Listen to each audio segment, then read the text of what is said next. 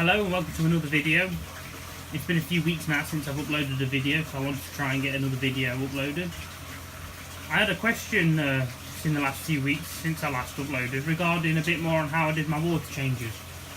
I already done a video previously on how I do the water change, but I didn't actually show you me doing the water change. So I'm going to quickly go over how I do the water change again and just show you kind of the volume of water I change, how long it takes to fill up, and the routine I go through. I'm not actually going to show changing the filter socks or any of the wool like that because I went in detail over that in the last video. So I've already turned the pumps off at the minute, so it's a bit quiet in here for me to record.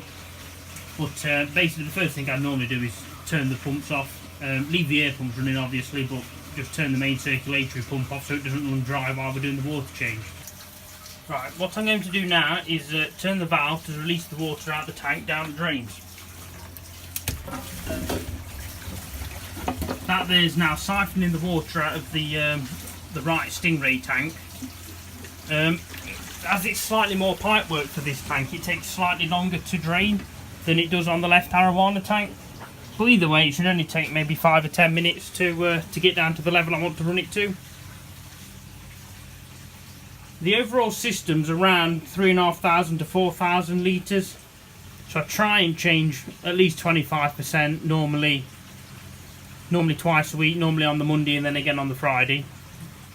On the main tank, 25%, it's pretty much down to this mark here. So bearing in mind the water levels are roughly around here when it's full. That's probably a good foot or more. No, it's probably near actually 15 inches. Of water being taken out. As you can see, the pipe's in the corner here, which is siphoning from. So even in the worst case scenario, and I forgot to turn it off, it'd only ever siphon down to this level here, which is actually not far off from the level we're going to be taking it down to anyway. So as you can see at the top now, the water's just starting to come down a bit as well. Normally as well, we get this bit of dirt collecting around the top here where the air bubbler is at the bottom here, the air stone. So normally when the water's down, it's a good chance for me to get inside and clean all the glass and everything.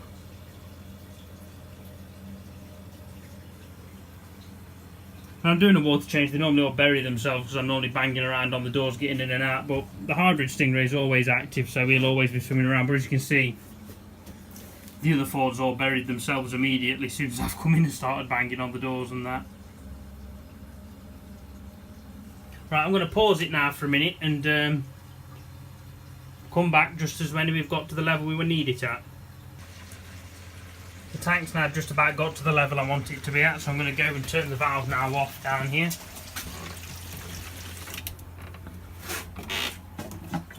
Now, the chlorine filter here, or just a carbon filter, is obviously full of water and has been stood full of water since the last time we did a water change. We don't want that water then going into the tank, so what I do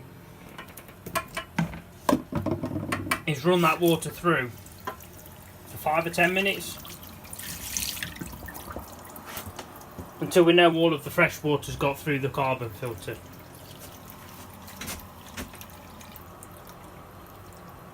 Another thing to note here is that currently the boiler's turned off. It's already warm enough in here at the minute to keep the tanks warm, so I don't need the boiler on. Yes, the water, that means the water coming in from outside is obviously slightly colder than the tank water, but by the time it's mixed with the volume that's already still in the tanks, the temperature's fine. So there's no need to mix the water up before it goes into the tanks. In winter, when the water comes in much nearer freezing temperature, I will have the boiler back on because the boiler will probably already be on to maintain the water temperature.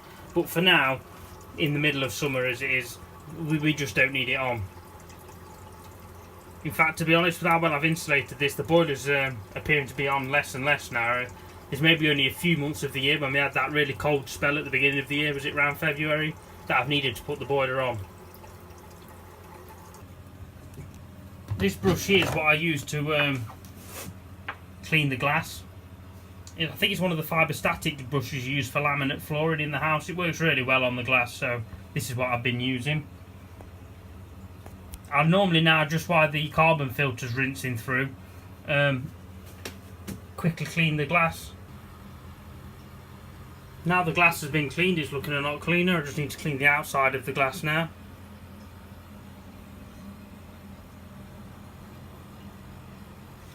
One thing I normally do to find out whether or not I've ran the filter for long enough is obviously, because that's been sat in here and it's around 28 degrees in here, the water coming out to begin with is warm. Once I know the water's been fully thrust through, the water coming through the bottom of here is cold. You can feel the temperature difference on the side of the actual unit. The top water here is much cooler than, say, the water at the bottom here, which is still room temperature, whereas this at the top is a lot cooler. So that's only about halfway at the minute, so we need to leave it a little longer. The water running through now is nice and cool, so we'll close this valve, open this one, and that's now sending water back through the feed pipe. I'll pause it here and let you know when it's finished filling up. The tank's finished filling back up now, and I've turned the pumps back on. So yeah, system's full to the top again. Sumps at roughly the correct height as well. So we're good to turn the water off now and see what the temperature change has been. I've just checked and the temperature's barely moved. It's probably maybe less than a degree different over about a 4 or 5 hour period to fill up. I started filling roughly about, I think it was 6 o'clock, was it? I started filling. And it was about 9 o'clock just gone, maybe a little longer. I managed to turn it off, so no, it was only 3 hours in total. So that's roughly how long it took to change the water, but it varies depending what day I do it, depending on how much water other people on the streets use, because the pressure can vary. Tomorrow it's the second tank to be done. These guys in. I don't have to do as much in this one because the stocking's so much lighter. I only probably do 25% of this tank, and I only do that once a week. That may not sound very much for the size of the fish in there, but there's actually only 2 real big fish in there, which is that and the arowana and the clown. So it seems to keep on top of it quite well. The water quality and the parameters are all good, so we're okay in that front. I just thought I'd quickly show a quick update to the filters I've done this week, since the last time I filmed. Bought a new Evolution Aqua air pump. As you can see, I'm currently running 2 of the 75 litre ones, but I bought the bigger 95 litre one. Originally this was a 35 litre pump that was sat in that position, that solely did the pond, sorry. Basically what I've done is got rid of the 35 litre pump, and in its place put the 75 litre pump, but teed it off.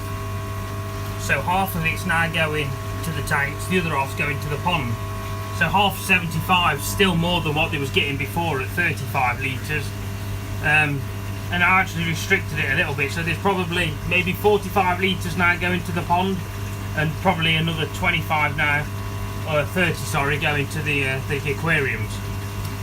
By doing that, that means the pond's getting more air, and now this means this pump is solely for the K1 in the sump. Which means now, instead of the sump only getting the proportion of the 75 litres, it was probably only getting something maybe half of the 75 litres, it's now getting the full 95 litres. And the difference with agitating the K1 is visible below. As you can see, the K1's moving quite nicely now. If anything, I need to put a lot more K1 in. I'm thinking of ordering 2 more bags next week. So, I mean, currently there is 100 litres in there, 2 bags of 50. So, if I add another 2 bags, we'll be at 200. I don't think it necessarily needs it because the water quality is fine and the ammonia is at 0 and everything, but I think if I've got the space, I might as well use it. Thank you for watching today's video. This was basically based off some comments that was left on the previous video, so if anyone's got any requests or any questions, please leave them in the comments and I'll try and do a future video on them.